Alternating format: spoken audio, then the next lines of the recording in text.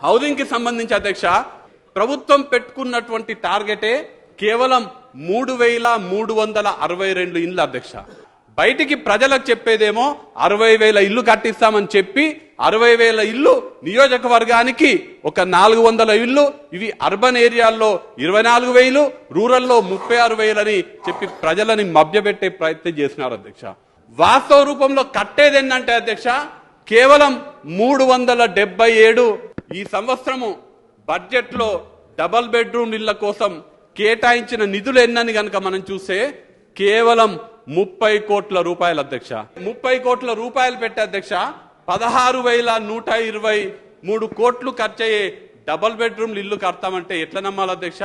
Central assistance వస్తుంది అధ్యక్ష. మన రాష్ట్రంలో ఉన్న హౌసింగ్ ప్రాజెక్ట్స్ కోసము కేంద్రం ఇచ్చినటువంటి నిధులను కూడా కనీసం ఖర్చు పెట్టలేని పరిస్థితిలో మనం ఈ రోజు ఉన్నాం అధ్యక్ష.